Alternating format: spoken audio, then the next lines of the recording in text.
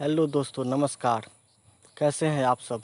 उम्मीद करता हूं कि आप लोग अच्छे होंगे, स्वस्थ होंगे और खुश होंगे। तो दोस्तों, हमें बहुत जगह से कॉल आता है। जो वीडियो देखते हैं वो हमें कॉल करते हैं और स्पाइनल के बारे में जानकारी लेते हैं, स्पाइनल कॉर्ड इंजरी के बारे में पूछते हैं। तो उन लोगों को वीडियो देखने के लिए बहुत बहुत धन्यवाद और बहुत बहुत शुभकामना। और ईश्वर से हम प्रार्थना करेंगे कि आप लोग जल्दी से ठीक हो जाइए और जल्दी से खड़े हो जाइए। चलो, मानते हैं कि ये तो सत्य है कि मान लीजिए जिस स्पाइनल कॉर्ड इंजरी पेशेंट है, जिसको स्पाइनल में एक बार चोट लग गया या रीढ़ की हड्डी टूट गई, वो फिर सक्सेस नहीं होने वाला है। लेकिन कम से कम खड़ा तो हो जाए, खड़ा हो जाए मतलब अपना काम खुद से कर सके। जैसे कि मान लीजिए हम बिस्तर पर बैठे बैठे किसी से एक गिलास पानी का ज़रूरत होगा तो हम किसी से मांगना पड़ेगा पानी।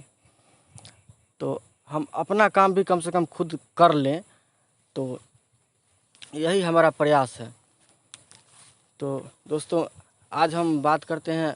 हमारे एक सब्सक्राइबर हैं, वो जम्मू कश्मीर से फ़ोन किए थे, तो वो बोल रहे थे बेड शोर के बारे में। तो दोस्तों,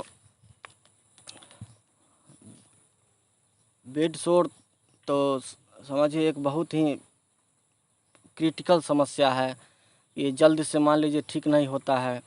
और बेड शोर देखिए होता क्यों है बेड शोर? सबसे पहला कारण क्या है बेड शोर होने का? कारण ये है कि हमारा जो मसल है और जो हमारा शरीर का अंग है वो शून्य पड़ जाता है, उसमें सेंसेशन नहीं रहता है कि वहाँ पर काट भी दे तो पता नहीं चलता है। अब जैसे कि मान लीजिए उदाहरण के लिए कि हमको कहीं कट जाता है हाथ में या पैर में, तो वहाँ पर दर्द होता है, और दर्द होता है तो हम दवा खोजते हैं कि हमको किसी तरह दर्द से आराम हो, ये घाव ठीक हो जाए। और जब दर्द का पता ही नहीं चलेगा तो हम क्यों दवा खोजेंगे? तो वही हाल होता है कि हमको पीठ में या जांघ में मसल पर बेड शोर हो गया, तो हमको पता तो चलता नहीं है कि दर्द का एहसास तो होता नहीं है, तो हम काहे दवा खोजेंगे और उसको जल्दी से ठीक करना चाहेंगे। किसी तरह आदमी सोचता है कि ठीक हो जाएगा, ठीक हो जाएगा, दिन खींचते रहते हैं, इसी में वो विस्तार रूप ले लेता है और वो जल्दी ठीक नहीं होता है, क्योंकि वो मसल इतना कमज़ोर होता है, मसल में खून जाता ही नहीं है। और खून का आना जाना जो होता है, गंदा खून फिर जाता है, फिर नया खून आता है, तो ये सब होता नहीं है। और जो भी कैल्शियम, विटामिन, प्रोटीन वहाँ पर जाना चाहिए घाव भरने के लिए, वो नहीं जा पाता है, इस कारण वो जल्दी ठीक नहीं होता है। तो इसके लिए करना चाहिए, घर में जो सदस्य हैं, माता है, पिता है, भाई हैं, बहन है, अपना वाइफ है, बच्चे हैं, तो उन लोगों को ध्यान देना चाहिए पेशेंट पर कि उनको पेशेंट को लिटा करके मतलब पीठ के बल नहीं, कम से कम पीठ के बल रखना चाहिए, करवट रखना चाहिए पेशेंट को। और जो मसल है उस मसल पर मसाज करना चाहिए धीरे धीरे। जैसे देख लीजिए हम बता रहे हैं कि मसल को इस तरह से मसल को जो है सो दबाना चाहिए। इससे क्या होता है कि मसल में मोमेंट बना रहता है। जैसे फिजियोथेरेपिस्ट आते हैं तो वो बिजली वाला एक मशीन लाते हैं और उससे उसको क्या कहते हैं, वो मसल सिमुलेटर करते हैं और मसल में वाइब्रेशन देते हैं, ताकि मसल में जो मोमेंट रहे, मोमेंट रहने के कारण घाव घूस नहीं होगा। और उसको ठीक होने में काफ़ी समय लग जाता है, और जब तक वो ठीक नहीं होता है तब तक ठीक से आदमी एक्सरसाइज नहीं कर पाता है। तो आप लोग से विनती करेंगे कि कम से कम करवट सोने का प्रयास कीजिए और बेड शोर से बचिए। हम अपना ही एक उदाहरण बताते हैं बेड शोर के बारे में। हमको तो शुरू में 2-3 फोड़ा फुंसी हुआ था, लेकिन जल्दी ठीक हो गया था। उसके बाद मेरे साथ एक घटना ऐसा घटा कि एक जगह भोज था गांव में, हम भोज खाने गए, तो वहाँ पर काफ़ी आदमी लोग पहले से बैठा हुआ था, तो हम जगह देख करके ईंट रखा हुआ था एक जगह, तो उस ईंट पर जा कर के हम बैठ गए। और वो ईंट था चूल्हे का ईंट, और वो गर्म था, हमको पता नहीं चला, हमको पीछे शून्य है, कुछ पता नहीं चला, हम ईंट पर बैठे रह गए। जब घर आए तब पता चला कि वहाँ पर जल गया है और बहुत बड़ा फोड़ा निकला हुआ था। क्या करते? और उसका हम इलाज करते रहे दोस्तों, उसको ठीक होने में हमको 8 महीना लग गया और इतना परेशान किया वो घाव की पूछिए मत। डॉक्टर साहब उसको वहाँ पर का सब मांस सड़ गया था, उसको काट करके निकाले। घाव अभी तक भी पूरा नहीं भरा है, अभी भी गड्ढा जो है सो वहाँ पर दिख रहा है।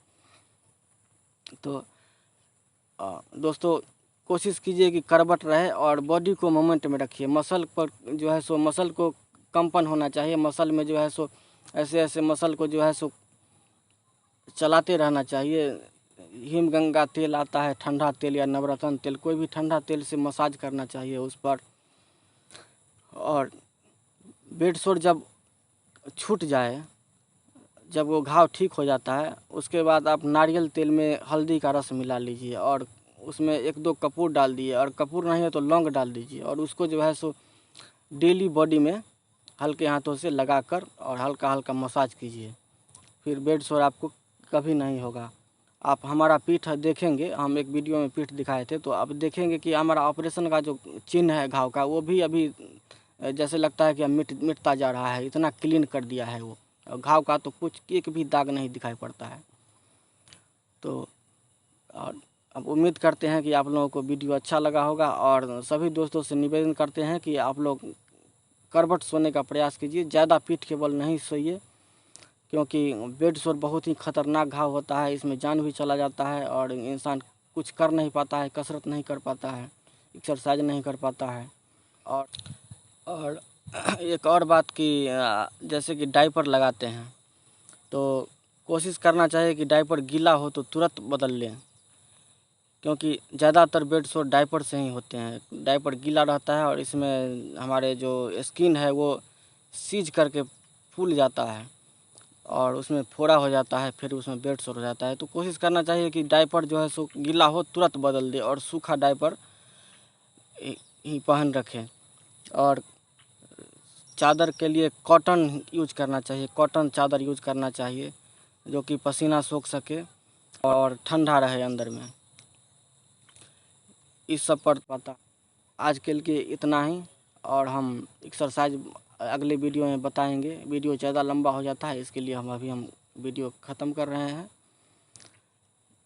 चलिए, आप सभी को राम राम, जय श्री राम, मेरा प्रणाम।